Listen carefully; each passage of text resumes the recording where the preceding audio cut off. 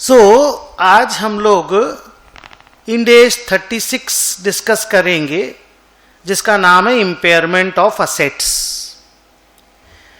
Starting point यहां से start करते हैं कि इंपेयरमेंट होता क्या है।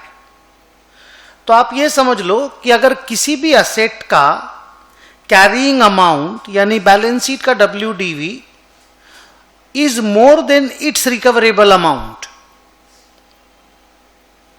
तो जो कैरिंग अमाउंट और रिकवरेबल अमाउंट का जो डिफरेंस होता है ना, उसको हम लोग बोलते हैं इंपेयरमेंट लॉस या इंपेयरमेंट।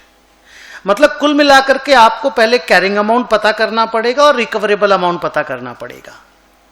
अगर कैरिंग अमाउंट है 500 करोड़ और रिकवरेबल अमाउंट है 400 करोड़, तो 500 क्योंकि कैरिंग अमाउंट रिकवरेबल अमाउंट से ज्यादा है, भाई बैलेंस शीट में 500 करोड़ पे एसेट लिखी हुई है लेकिन उसका रिकवरी 400 करोड़ से ज्यादा पॉसिबल नहीं है, तो जो डिफरेंस 100 करोड़ रुपए का है वो इंपेयरमेंट लॉस कहलाएगा। ओके, अब इसमें हम लोगों को ये डिस्कस करना है कि कैरिंग अमाउंट किसको बोलते हो, रिकवरी अमाउंट कैसे निकलता है। तो कैरिंग अमाउंट तो बड़ा सिंपल सा बात है, it is the WDV of the asset. WDV का मतलब बैलेंस शीट के अंदर उस पर्टिकुलर एसेट का WDV कितना है ऑन द डेट ऑफ, जिस दिन भी आप इंपेयरमेंट का अकाउंटिंग कर रहे हो या इंपेयरमेंट का टेस्टिंग कर रहे हो, उस दिन या उस वक्त उस असेट का WDV कितना है। So that is the carrying amount. और ये ध्यान रखना, मेरे बाद में पैराग्राफ में भी आएगा, कि उस पर्टिकुलर दिन तक का डेप्रीसिएशन, जो नॉर्मल डेप्रीसिएशन होता है इंड एस 16 में, उसको माइनस करने के बाद जो कैरिंग अमाउंट आता है, उस कैरिंग अमाउंट को इस इंड एस में कैरिंग अमाउंट बोला जाएगा। ओके, एंड देन कम्स कि चलो ठीक है, कैरिंग अमाउंट सर नॉर्मल है, रिकवरेबल अमाउंट किसको बोलते हैं। तो रिकवरेबल अमाउंट का आंसर है it is the higher of fair value less cost to sell and value in use. Fair value less cost to sell का मतलब हो गया नेट रियलाइजेबल वैल्यू या नेट सेलिंग प्राइस, और वैल्यू इन यूज होता है present value of future cash flows that is expected from the continuous use of the asset. थोड़ी देर के बाद इन दोनों चीजों के बारे में डिटेल में डिस्कस करेंगे। तो अगर मान लो आपको पता चलता है एसेट की नेट सेलिंग प्राइस 370 करोड़ है, मतलब अगर बेचेंगे एसेट को तो 370 करोड़ रुपए मिलेगा, और अगर यूज करेंगे तो present value of future cash flow 400 crore आएगा। तो 370 और 400 विच एवर इज हाइयर को, मतलब बेचेंगे 370 मिलेगा, यूज करेंगे तो 400 मिलेगा पीवी के टर्म्स पे, तो भाई यूज करेंगे ना। बट यूज करें नहीं करें ये इंपॉर्टेंट नहीं, इंपॉर्टेंट है कि ये जो 400 करोड़ है ना, दोनों में से हाइयर, उसको लेंगे रिकवरेबल अमाउंट। ओके, सो आप इनडायरेक्टली ये बोल सकते हो कि इंपेयरमेंट में एग्जैक्टली अगर असेट का कैश जेनरेटिंग कैपेसिटी कम हो जाता है ना, तो हम लोग उसको इंपेयरमेंट बोलते हैं। Okay, so let me go to the next para कि टाइमिंग ऑफ इंपेयरमेंट क्या है। क्या हर साल इंपेयरमेंट अकाउंटिंग करना पड़ता है जैसे हम डिप्रीशिएशन करते हैं? तो द आंसर इज नो। आपको करना क्या है कि एट ईच ईयर एंड आप ये असेस करो, एंटिटी का मैनेजमेंट को बोला गया आप असेस करो कि whether there is any indication of impairment और नॉट। इंडिकेशन मतलब अंदेशा, अंदाजा, कोई आइडिया, कुछ हो रहा है क्या, कुछ बुरा हो रहा है क्या एसेट के साथ, जिससे एसेट का इंपेयरमेंट हुआ है। और ये पूरा इंडिकेशन ऑफ इंपेयरमेंट का फुल फ्लेजेड डिस्कशन 2 मिनट के बाद आएगा। और अगर कोई इंडिकेशन एग्जिस्ट करता है तो आप एसेट को इंपेयरमेंट के टेस्ट में डाल दीजिए। अब आप बोलेंगे सर इंपेयरमेंट का टेस्ट क्या होता है? वही कैरिंग अमाउंट निकालना, नेट सेलिंग प्राइस पता करना, वैल्यू इन यूज पता करना, दोनों में विच एवर इज हायर लेना, हायर को रिकवरेबल अमाउंट बोलना, कैरिंग अमाउंट रिकवरेबल अमाउंट को कंपेयर करना, और कैरिंग अमाउंट अगर रिकवरेबल अमाउंट से ज्यादा हुआ तो इंपेयरमेंट का अकाउंटिंग करना। That entire process is called the impairment testing. तो आपको हर साल इंपेयरमेंट करना नहीं है, आपको हर साल असेस करना है कि क्या कोई इंडिकेशन ऑफ इंपेयरमेंट है। अगर इंडिकेशन है तो ही असेट को टेस्ट ऑफ इंपेयरमेंट में डालना है। जैसे if everything is going on fantastically good, then there is no need to put your asset to the test of impairment. If there is some problem, then only you should go for testing the asset for the impairment and calculating all these stuff. Otherwise carrying amount को continue करते रहिए, depreciation देते रहिए, depreciation देते रहिए, depreciation देते रहिए। लेकिन अगर इंडिकेशन मिला कुछ, तो अब सर मेन क्वेश्चन है कि इंडिकेशन ऑफ इंपेयरमेंट होता क्या है। आइए आगे चलते हैं। कहते हैं कि इंडिकेशन ऑफ इंपेयरमेंट का मतलब होता है हमें कुछ ऐसा पता चल रहा है कि भाई जो असेट को इंपेयर कर रहा है या हमारी असेट का बुरा वक्त चल रहा है। ये जो इंडिकेशन ऑफ इंपेयरमेंट है हमें दो सोर्स से पता चलते हैं। एक भी अगर इंडिकेशन ऑफ इंपेयरमेंट आपको मिला अभी जो मैं पढ़ाऊंगा, तो आपको असेट को टेस्ट में डालना है। अच्छा, टेस्ट में डालना है मतलब इंपेयरमेंट होगा ये जरूरी नहीं है। आपने टेस्ट में डाला, कैरिंग अमाउंट निकाला, रिकवरेबल अमाउंट निकाला, कैरिंग अमाउंट 500 करोड़ निकला, रिकवरेबल अमाउंट 900 करोड़ निकल गया, तो इंपेयरमेंट नहीं हुआ। इंडिकेशन था, आपने टेस्ट में डाला असेट को, सब कुछ निकाला, लेकिन इंपेयरमेंट नहीं हुआ। नहीं हुआ तो नहीं हुआ। इंडिकेशन है मतलब इंपेयरमेंट हो जरूरी नहीं है। जैसे आपको अच्छा नहीं लग रहा, बुखार बुखार लग रहा है, आपने मलेरिया टेस्ट कराया, डेंगू टेस्ट कराया, कुछ नहीं आया, सब कुछ नेगेटिव आया, तो बढ़िया है ना, मलेरिया नहीं हुआ, लेकिन आप टेस्ट तो किए ना। वैसे मैं अभी बोला कि there are two sources of information, external source, internal source. बाहर से कुछ पता चलेगा, अपने घर के अंदर से पता चलेगा। आइए एक्सटर्नल सोर्स ऑफ इंफॉर्मेशन का बात करते हैं। इसको ज्यादा रिलायबल माना जाता है। The following are the external source of information which में indicate that the asset is impaired. 1. Decline in the market value of the asset, very simple. Adverse effect on the entity due to technological, market, economic और legal factors. 3. Increase in the interest rate. आप बोलेंगे sir interest rate के increase होने से impairment क्यों होता है?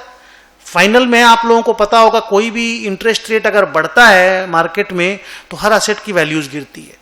Interest rate और वैल्यू ऑफ द असेट उल्टा चलता है। एंड लास्ट, अगर carrying amount of the net asset of the company, जिसको हम लोग book value of the balance sheet बोलते हैं, if it is becoming more than the market capitalisation, share market में कंपनी का जितना वैल्यू है, बैलेंस शीट में कंपनी उससे ज्यादा वैल्यू में लिखी हुई है, तो फिर balance sheet is overstated, go and do the impairment accounting. तो ये जो 4 एग्जाम्पल मैंने दिया, these are the examples or these are the information, these are the indications of impairment which we are getting from the external sources. Now let us come internal source की घर के अंदर से, कंपनी के अंदर से पता चलेगा क्या? There is a physical damage in the asset is remaining idle, the economic performance of the asset is very bad because of adverse cash flows. अगर ये सब चीजें हैं तो भी इंडिकेशन है कि आप इंपेयरमेंट का टेस्ट करिए। तो मैं इस 3 पैराग्राफ को क्लोज करता हूं कि आप एवरी ईयर एंड में पहले चेक कर लीजिए, is there any external source of indication of impairment, is there any internal source of indication of impairment. If yes any, then asset का कैरिंग अमाउंट निकालिए, रिकवरेबल अमाउंट निकालिए। अगर carrying amount ज्यादा निकला रिकवरेबल अमाउंट से, तो impairment का accounting कर दीजिए। कैसे करेंगे मैं थोड़ी देर के बाद आपको वो चीज बताने जा रहा हूं। Next, current period depreciation. मैं पहले बोल दिया कि इस साल का इंपेयरमेंट का करने के पहले, इंपेयरमेंट के डिस्कशन को करने के पहले इस साल का डेप्रीसिएशन अकाउंटिंग नॉर्मली कर दीजिएगा। मतलब हम लोग बोलते हैं first depreciation then impairment. Okay, so the carrying amount of the asset for the test of impairment must be determined after deducting the current period depreciation. क्योंकि देखो बेटा, तो सिंपल सा लॉजिक देता हूं, अगर करेंट पीरियड का डेप्रीसिएशन आप डाल दोगे तो असेट का कैरिंग अमाउंट वैसे ही कम हो जाएगा। अगर कम हो गया ना, तो फिर रिकवरेबल अमाउंट हो सकता है जो आप सोच रहे हैं वो उतना गिरा हुआ नहीं हो, कैरिंग अमाउंट गिर गया हो, तो फिर असेट को इंपेयर करने की जरूरत ना भी पड़ सकती है। बट डेप्रीसिएशन डालने के बाद भी अगर कैरिंग अमाउंट आया 500 और रिकवरेबल अमाउंट आया 400, दैट मीन्स असेट की रिकवरी कम हो रही है, असेट का बैलेंस शीट वैल्यू ज्यादा है, इंपेयरमेंट कर दीजिए ना, क्या प्रॉब्लम है। बट इंपेयरमेंट का कहानी, ये सारा अमाउंट निकालने के पहले इंडिकेशन ऑफ इंपेयरमेंट को ढूंढना पड़ेगा, तभी ये सारा कहानी करिएगा। आगे रिकवरेबल अमाउंट के बारे में मैंने क्या बोला? It is the fair value less cost to sell, net selling price बोल सकते हो, and value in use whichever is higher. तो fair value less cost to sell कैसे पता करेंगे? इजी, किसको पहले बोलिए फेयर वैल्यू बोलते हैं। इंड एस 113 में डेफिनेशन है कि fair value is a price that would be received on sale of an asset और paid to transfer a liability in an orderly transaction between market participants at the measurement date। Easy language में बोलें तो full arms length में अगर आप किसी asset को बेचने जाते हो तो आपको जो पैसा मिलने वाला होता है that is called fair value. हम लोगों को fair value less cost to sell चाहिए। कॉस्ट टू सेल का मतलब हुआ any incremental cost directly attributable to the disposal of asset, जिसमें ब्रोकरेज, कमीशन, डिलीवरी चार्जेस ये सब आएगा। But it does not include finance cost, income tax या valuation fees. However it includes brokerage, cost of sale के अंदर include करना है, cost of removal of the asset, transaction taxes, stamp duty, legal cost etcetera. Fair value 3 तरीके से मिलता है। अगर आपने उस असेट का कोई बाइंडिंग सेल एग्रीमेंट किया है तो बेस्ट फेयर वैल्यू डिटर्मिनेंट है, मार्केट से मिल सकता है, या फिर event occurring after the balance sheet के बाद अगर कोई भी बेस्ट इंफॉर्मेशन अवेलेबल हो तो उसको भी लिया जा सकता है। बट बेसिकली आप बाइंडिंग सेल एग्रीमेंट होता नहीं है तो मार्केट से ही फेयर वैल्यू मिलता है। अच्छा, अगर फेयर वैल्यू नहीं मिला तो क्या हम लोग fair value less cost to sell निकाल पाएंगे? Answer is no. तो सर क्या करेंगे? कुछ नहीं, वैल्यू इन यूज को ही रिकवरेबल अमाउंट मान लेना और अपने सोल्यूशन में आगे बढ़ जाना। Now comes value in use किसको बोलते हैं? तो value in use is the present value of future cash flows from continuous use of the asset and value of the scrap. तो फ्यूचर में असेट को यूज करके जो जो कैश फ्लो मिलेगा और यूज कर लेने के बाद असेट का स्क्रैप बेच के जो कैश फ्लो आएगा उसका present value is the value in use. इसके लिए 2 इंफॉर्मेशन चाहिए, एक फ्यूचर कैश फ्लो, एक discounting rate. Future cash flow के बारे में इंस्टीट्यूट ने बोला कि फ्यूचर कैश फ्लो अगले 5 साल का प्रोजेक्ट कर लीजिए। अगर यूजफुल लाइफ असेट की 5 साल से ज्यादा, अगर 5 साल से कम यूजफुल लाइफ है तब तो 3 साल का है तो 3 साल का पता कर लीजिए। अगर लाइफ 3 साल है, 2 साल है, 2 साल का पता कर लीजिए। पर अगर असेट की वर्किंग लाइफ 8 साल का है तो 5 साल का पता कर लीजिए और अगले 3 साल के लिए या तो स्टेडी डिक्लाइनिंग ग्रोथ रेट या इंक्रीजिंग ग्रोथ रेट या जीरो ग्रोथ रेट निकाल कर ले करके फ्यूचर का अगले 3 साल का कैश फ्लो पता कर लीजिए। क्योंकि इंस्टीट्यूट का यह मानना है कि बियॉन्ड 5 साल प्रोजेक्शन करना प्रैक्टिकली अच्छा या पॉसिबल नहीं होता। बट आपको खैर क्वेश्चन पेपर में फ्यूचर कैश फ्लो दिया रहेगा, आपको तो खाली बैठ के पीवी निकालना है। हाँ, अगर आप इंक्रीजिंग ग्रोथ रेट लेना चाहते हैं तो मैनेजमेंट को जस्टिफाई करना पड़ेगा ऑडिटर को कि इंक्रीजिंग ग्रोथ रेट क्यों लिया गया है। डिस्काउंटिंग रेट के लिए बोला गया कि डिस्काउंटिंग रेट रिस्पेक्टिव असेट के लिए निकलेगा। अगर आप बिल्डिंग का वैल्यू इन यूज निकाल रहे हो तो बिल्डिंग से रिलेटेड जितने भी रिस्क फैक्टर्स हैं उनको कंसीडर करके आपको डिस्काउंटिंग रेट निकालना पड़ेगा। डिस्काउंटिंग रेट के लिए सबसे बेस्ट कॉन्सेप्ट है risk free rate of return plus risk premium का, जो आप लोगों ने एसएफएम में, एफएम में वगैरह में पढ़ा होगा। अगर आपको डिस्काउंटिंग रेट नहीं मिल पा रहा है, चिंता मत करो, ये 3 और रेट हैं जिनको ऑर्डर में, सेम ऑर्डर में, या तो ये वाला, ये नहीं मिले तो ये वाला, ये नहीं मिले तो ये वाला यूज कर सकते हो। बट एक्सपेक्ट डिस्काउंटिंग रेट इस तरीके से नहीं पता चलेगा, तब ये तीनों में से कोई भी एक यूज करना है, वो भी ऑर्डर में। पहला है एंटिटी का WACC, weighted average cost of capital. दूसरा है इंक्रीमेंटल बोरोइंग रेट, माने आज के बाद अगर लोन लेंगे तो क्या रेट पे लोन मिलेगा। और तीसरा है other market borrowing rates. But क्यों इस सब में जाएंगे भाई, हमको अपना डिस्काउंटिंग रेट असेट स्पेसिफिक इस फॉर्मूला से तो पता चल ही जाएगा ना। ये जितने भी कैलकुलेशन होंगे याद रखना बिफोर टैक्स होंगे, कैश फ्लो का कैलकुलेशन भी और डिस्काउंटिंग रेट का कैलकुलेशन भी बिफोर टैक्स होएगा। और अगर फ्यूचर में आप उस असेट में कोई रिस्ट्रक्चरिंग कर रहे हो, कोई रिनोवेशन कर रहे हो, उसके कारण कुछ कैश फ्लो बदलने वाला है, तो वो वैल्यू इन यूज के कैलकुलेशन में आपको लेना अलाउड नहीं है। मैं पढ़ता हूं फिर से, cash flow from future restructuring can not be included while determining the value in use. अब मैं आगे चलता हूं कि मान लो इंडिकेशन था 2, हमने कैरिंग अमाउंट रिकवरेबल अमाउंट निकाला 3, कैरिंग अमाउंट रिकवरेबल अमाउंट से ज्यादा निकला, 4 डिफरेंस इंपेयरमेंट लॉस निकला। अब क्या करना है? अकाउंटिंग करनी है, असेट को इंपेयर करना है, कैरिंग अमाउंट को गिरा के रिकवरेबल अमाउंट पे लेके आना है।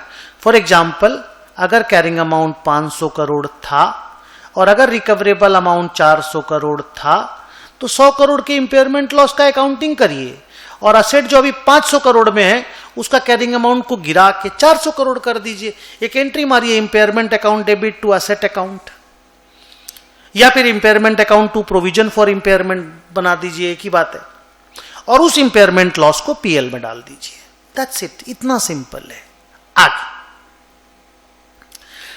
अगर असेट रिवैल्यूएशन मॉडल पे वैल्यू हो रही है, इंड AS 16 में आपने पढ़ा होगा रिवैल्यूएशन मॉडल, अगर असेट रिवैल्यूएशन मॉडल पे वैल्यू हो रही है तो फिर ये इस पे इंपेयरमेंट लॉस को पीएल में नहीं डाल करके रिवैल्यूएशन रिजर्व के साथ, मतलब अदर कॉम्प्रिहेंसिव इनकम में डाल दीजिएगा।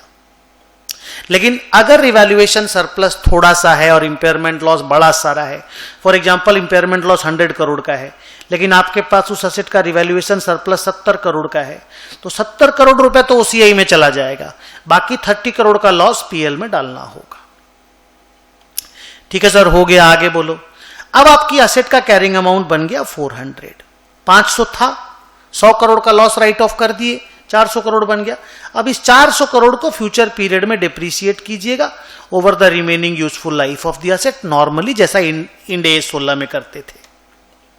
फिर आपको यह भी मालूम है कि इंड AS 16 हम लोगों को बोलता है कि एवरी ईयर एंड डिप्रिसिएशन का मेथड, लाइफ, स्क्रैप वगैरह को रिव्यू करना है, तो इंपेयरमेंट के बाद भी आप रिव्यू तो करेंगे ही, आप रिव्यू कर लीजिए, फ्यूचर का डिप्रिसिएशन अकॉर्डिंगली रिव्यू करके ही कैलकुलेट होना चाहिए। नेक्स्ट, अब आप ये जो इंपेयरमेंट लॉस बुक करते हो P&L में या OCI में, ये इनकम टैक्स में डिडक्टिबल नहीं है, तो इनकम टैक्स में असेट का कैरिंग अमाउंट बढ़ा हुआ रहेगा, लेकिन आपका कैरिंग अमाउंट गिर गया है, तो उसके कारण आपको एक डेफर्ड टैक्स असेट का अकाउंटिंग करना पड़ेगा। वो डेफर्ड टैक्स असेट वाला, माना डेफर्ड टैक्स वाला जो इंड AS है, इंड AS 12, उसमें आप लोग पढ़ेंगे। बस खाली ये ध्यान रखना कि क्योंकि आप इंपेयरमेंट का अकाउंटिंग कर रहे हो, कैरिंग अमाउंट गिर जा रहा है, इनकम टैक्स में पर वो नहीं गिर रहा है, तो naturally tax base of the asset और carrying amount of the asset अलग रहेगा, तो उसके कारण डेफर्ड टैक्स असेट क्रिएट होगा। उसका अकाउंटिंग जैसे नॉर्मली किया जाता है वैसे करना है। मैं पढ़ता हूं, impairment gives rise to a deferred tax asset, so deferred tax asset will be recorded by crediting P&L or OCI as the case may be. Journal entry will be deferred tax asset to P&L oblique OCI. So impairment हो गया, उसका deferred tax asset का accounting हो गया। अब क्या? अब future का डेप्रीसिएशन 400 करोड़ पे देते चलिए, देते चलिए, देते चलिए, हर साल असेस करते चलिए इंपेयरमेंट का इंडिकेशन है कि नहीं, मिले तो इंपेयरमेंट करते रहिए। सर आगे भी, यस, एवरी ईयर आपको इंडिकेशन चेक करना है, इंडिकेशन मिला अगर तो इंपेयर करना है। हम लोग डिस्कस कर रहे हैं अगले पैराग्राफ में रिवर्सल ऑफ इंपेयरमेंट, उल्टा। मान लो हम जब असेस कर रहे थे तो मुझे जो इंपेयरमेंट के इंडिकेशन है उसके उल्टे इंडिकेशन मिले, पॉजिटिव पॉजिटिव, बढ़िया बढ़िया, इंटरेस्ट रेट गिर रहा है, असेट से होने वाला कैश फ्लो इंप्रूव हो रहा है,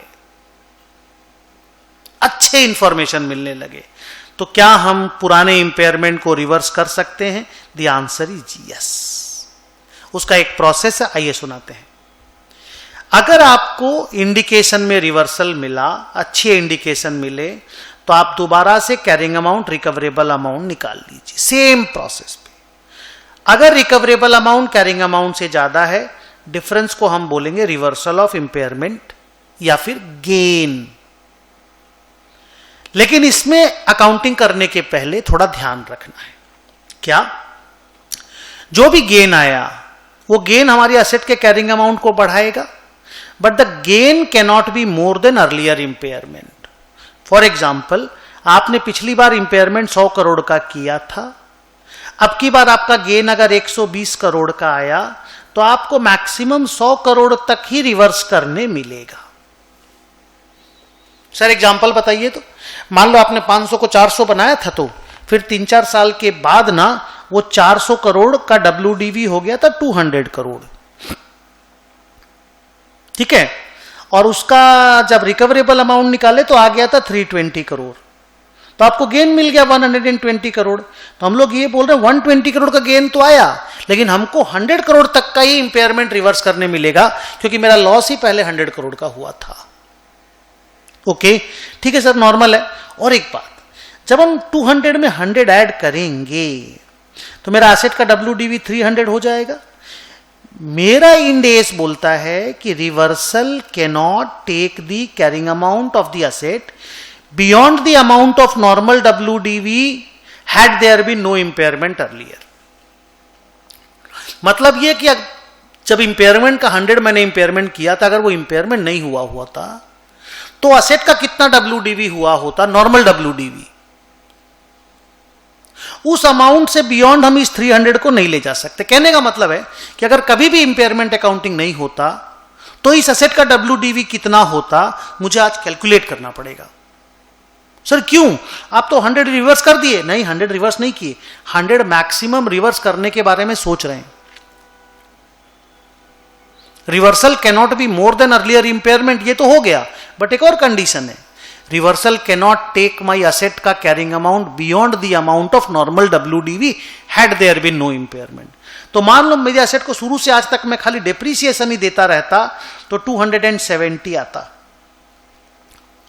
तो मैं तो असेट को 300 पहुंचा दे रहा हूं रिवर्सल की वजह से। वो मैं नहीं कर सकता, मेरे को रिवर्सल को लिमिट रखना पड़ेगा 270 तक। तो 200 को 270 तक ले जाऊंगा तो मेरे को 70 का ही रिवर्सल अलाउड होगा, 100 का अलाउड नहीं होगा। 100 इज मैक्सिमम, अर्लियर इंपेयरमेंट से ज्यादा रिवर्सल अलाउड नहीं है। बट रिवर्सल मेरी एसेट के WDV को, रिवर्सल मेरे एसेट के कैरिंग अमाउंट को normal WDV had there been no impairment से बियॉन्ड नहीं ले जा सकता। आगे, अब मान लो मैंने रिवर्सल कर दिया 70, ट्रीटमेंट क्या है, normally reversal will go to P&L। अगर रिवैल्यूड एसेट है तो reversal will go to revaluation surplus या अदर कॉम्प्रिहेंसिव इनकम, आप जानते हैं। आगे, लेकिन अगर पहले जब इंपेयरमेंट लॉस हुआ था और रिवैल्यूड एसेट थी, उसमें से अगर कोई पोर्शन P&L में गया होगा तो फिर हम रिवर्सल का भी उतना पोर्शन PL में भेजेंगे। माने before sending it to OCI, I will first send the reversal profit to P&L, अगर पुराना इंपेयरमेंट लॉस P&L में गया होगा तो। आगे, डेफर्ड टैक्स की अकाउंटिंग जैसे करते हो वैसे करना होगा। ये एक तो नॉर्मल पॉइंट याद रखिएगा कि reversal is only allowed when there is an indication of reversal, not just by way of passage of time. मतलब कई बार क्या होता है ना, आप जो PV निकालते हो ना, PV डिस्काउंटिंग फैक्टर से निकलता है PV, कई बार खाली PV निकालने की वजह से भी रिकवरेबल अमाउंट अच्छा दिखने लग जाता है। पैसेज ऑफ टाइम जब जाता है तो डिस्काउंटिंग रेट का जो इंपैक्ट होता है ना, उसकी वजह से कई बार रिकवरेबल अमाउंट अच्छा दिखने लग जाता है। जस्ट बिकॉज ऑफ दैट, अगर रिकवरेबल अमाउंट अच्छा दिख रहा है, हम आपको रिवर्सल अलाउ नहीं करेंगे। रिवर्सल के लिए अच्छा इंडिकेशन का आना जरूरी है। Just because of unwinding of discount reversal is not allowed. Okay, आगे एग्जाम्पल्स में आप देखोगे, सम्स वगैरह में देखोगे ये सब चीज। Now comes my next paragraph, I call it cash generating unit. मान लो एक कंपनी के पास 4 अलग अलग बिजनेस है। टेक्सटाइल बिजनेस है, इलाहाबाद में करता है। सॉफ्टवेयर बिजनेस बैंगलोर में करता है। चेन्नई में एविएशन बिजनेस है। देहरादून में मान लो हार्डवेयर मैन्युफैक्चरिंग यूनिट है। तो एक एक यूनिट जो है ना, they are called cash generating unit. Concept कहां से आया सुनिए।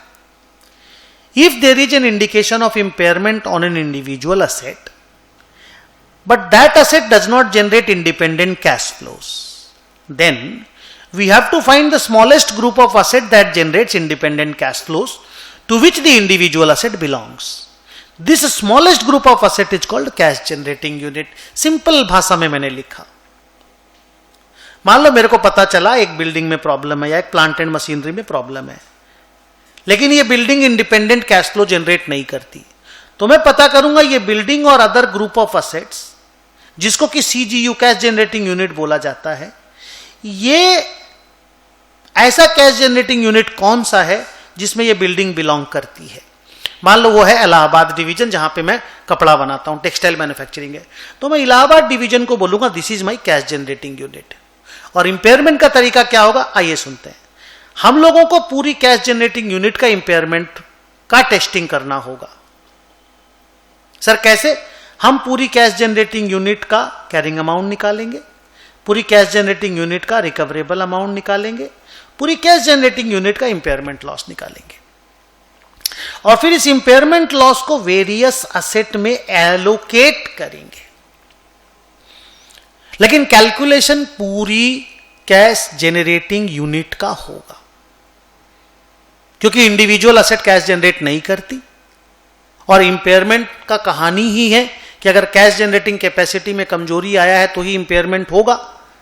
तो हम लोग कैश जनरेटिंग यूनिट का एज ए होल इंपेयरमेंट का कैलकुलेशन करेंगे, लॉस निकाल के इंडिविजुअल असेट में एलोकेट इसलिए करना पड़ेगा क्योंकि बैलेंस शीट में इंडिविजुअल असेट रहती है, असेट के वैल्यू को गिराना है। कैश जनरेटिंग यूनिट हमारी बैलेंस शीट में एक असेट के रूप में नहीं रहता।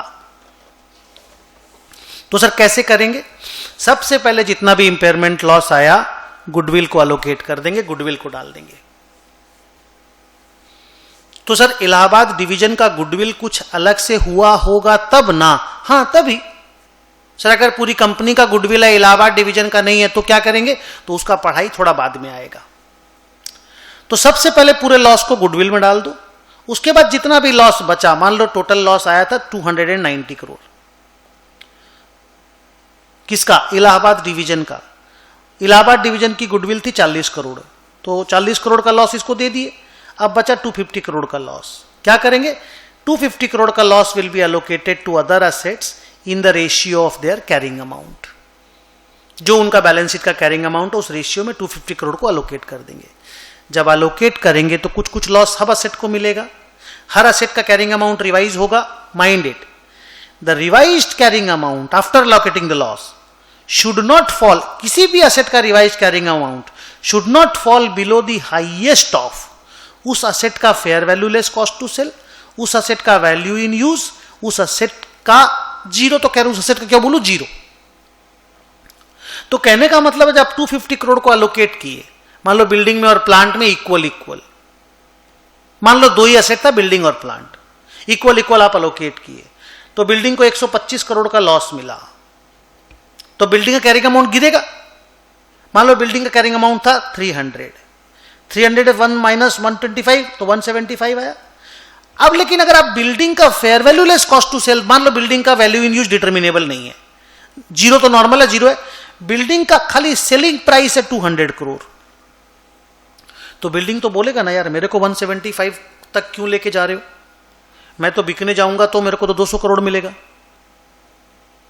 तो ये इंड एस बोलता है कि जब आप किसी को भी इंपेयरमेंट का लॉस एलोकेट करते हो, उसका revised carrying amount should not fall below its fair value less cost to sell, value in use zero, whichever is high. तो ठीक है 200 से नीचे जाने नहीं देंगे, तो सर क्या करेंगे फिर? 300 को 200 तक लाएंगे, 25 का अनएलोकेटेड इंपेयरमेंट लॉस बचेगा, उसको फिर बाकी असेट को एलोकेट करेंगे in the same ratio. The unallocated loss of any asset will be allocated to the remaining assets in the same ratio. Sir बाद में धीरे धीरे अगर वो असेट सब भी मना कर दिया तो फिर भी अनएलोकेटेड लॉस बच गया, तो अगर उसके बाद भी कुछ अनएलोकेटेड लॉस बच गया तो हम लोग देखेंगे कि can it be recorded as a liability, can it be if any other accounting standard says कि हाँ ये लायबिलिटी लिख सकते हैं, अगर लिख सकते हैं तो लायबिलिटी लिख देंगे। जैसे खास करके जो प्रोविजन वाला इंड एस है ना, वो अलाउ करता है हम लोगों को कई बार लायबिलिटी लिखने के लिए। अगर वो अलाउ किया तो हम लायबिलिटी लिख देंगे, और अगर वो अलाउ नहीं किया तो उतना लॉस छोड़ देंगे, अनएलोकेटेड छोड़ देंगे, अकाउंटिंग ही नहीं करेंगे। आगे एक बात यहां ध्यान दीजिएगा, आप बाद में पढ़ेंगे भी और ऑलरेडी पढ़ भी चुके होंगे कि इंड एस के सिस्टम में गुडविल का अमोर्टाइजेशन नहीं होता, माने गुडविल डेप्रिशिएट नहीं होता, गुडविल का हर साल इंपेयरमेंट ही होता है। इसलिए बोला जाता है गुडविल अगर बैलेंस शीट में है तो गुडविल का इंपेयरमेंट टेस्ट जरूर होगा, चाहे इंडिकेशन हो चाहे इंडिकेशन नहीं हो। फॉर एग्जाम्पल मान लो आपको पता चला कि there is an division called Allahabad division textile वाला, और मान लो इसमें गुडविल है 70 करोड़ रुपया का। जब हम इलाहाबाद डिवीजन को किसी कंपनी से खरीदे तो 70 करोड़ का गुडविल का पेमेंट किए थे। नेट असेट से पीसी जब ज्यादा पेमेंट करते तो गुडविल आती है। तो अब इस इलाहाबाद डिवीजन को whether there is any indication और नॉट इंपेयरमेंट के टेस्ट में डालना ही पड़ेगा, क्योंकि देयर इज गुडविल, और गुडविल का तो इंपेयरमेंट कंपलसरी है। हर साल गुडविल का इंपेयरमेंट टेस्ट होना ही होना है। आगे, अलोकेटिंग गुडविल टू वेरियस सीजीयूज। बोलू, if an entity acquires another entity and pays for goodwill, then the purchasing company will find the number of CGUs acquired. जैसे मैंने बोला इलाहाबाद डिवीजन मैंने एक्वायर किया था, गुडविल पे किया था, पर अगर मान लो मैंने 2 CGU एक्वायर किया हो, तो इलाहाबाद मैंने एक्वायर किया और बेंगलोर एक्वायर किया एक ही कंपनी को खरीद करके, और गुडविल का पेमेंट किया मान लो 90 करोड़, तो मुझे पता करना पड़ेगा इलाहाबाद के लिए हम कितना पे किए, बेंगलोर के लिए कितना। अगर एक ही सीजीयू एक्वायर हुआ तब तो कोई प्रॉब्लम नहीं। देखना मैंने लिखा, if there is 1 CGU then the entire goodwill can belong to that CGU, but if there are more than 1 CGUs then it is the management's call to allocate the goodwill to various CGUs. और अगर 90 में से इलाहाबाद की goodwill 50 और बेंगलोर की goodwill 40, याद रखिएगा इन दोनों डिवीजन को गुडविल की वजह से हर साल इंपेयरमेंट के टेस्ट में डालना ही पड़ेगा, क्योंकि अगर गुडविल है तो इंपेयरमेंट टेस्ट इज कंपलसरी, क्योंकि गुडविल का डिप्रीसिएशन नहीं होता। आगे, अगर गुडविल कैनॉट बी एलोकेटेड, कोई प्रॉब्लम नहीं है। मान लो गुडविल कंपनी की बैलेंस शीट में लिखी हुई है 90 करोड़, लेकिन पता ही नहीं चल रहा है वो किसकी गुडविल है, इलाहाबाद की, बेंगलोर की, चेन्नई की, देहरादून की, किसकी। अगर नहीं पता चल रहा है, डिवीजन भी नहीं कर सकते, कोई प्रॉब्लम नहीं है।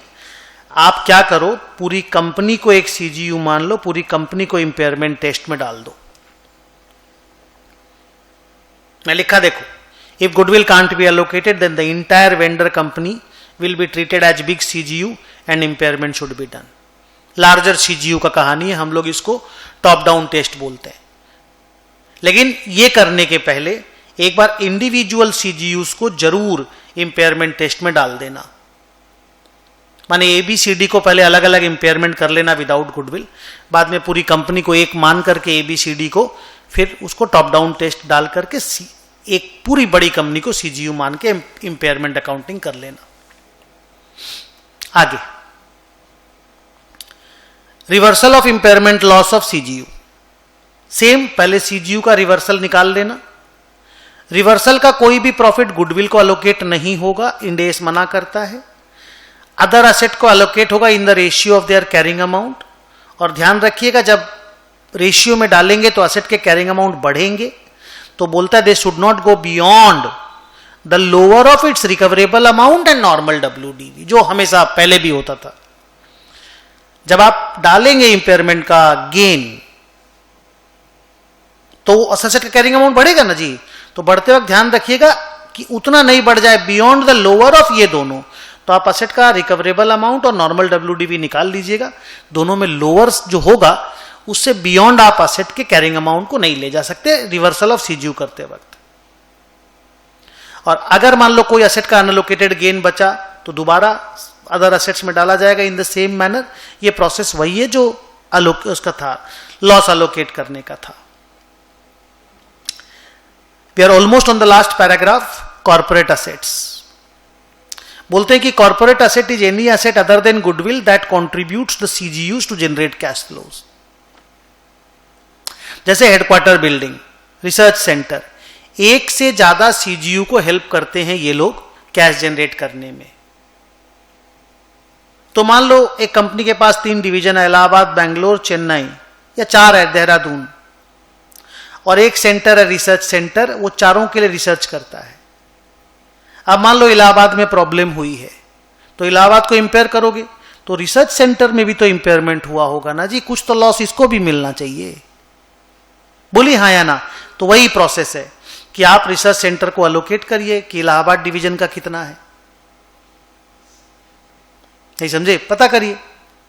अगर अलोकेट हो जाता तो कोई प्रॉब्लम नहीं है, खाली इतना ध्यान रखिएगा, जब आप मान लो अलोकेट हो गया तो आप Allahabad division plus Allahabad division का रिसर्च, मान लो रिसर्च सेंटर 200 करोड़ का था, उसमें इलाहाबाद डिवीजन को मिला 40 करोड़, तो ये 40 करोड़ प्लस इलाहाबाद डिवीजन को मिला के इंपेयर करिए।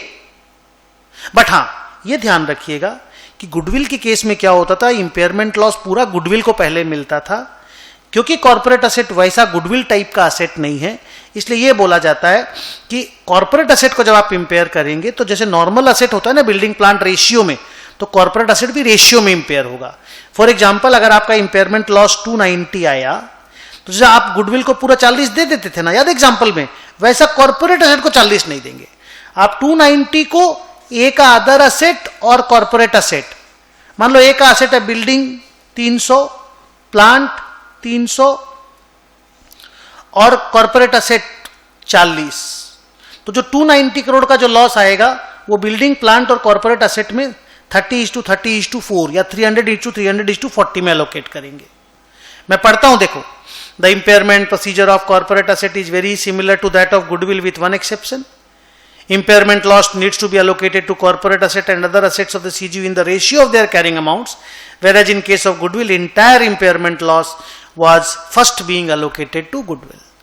तो कॉर्पोरेट असेट के केस में ऐसा नहीं होता। रीजन, कॉर्पोरेट असेट गुडविल के जैसा असेट नहीं है। गुडविल के बारे में बोला जाता है goodwill is the fastest impairing asset.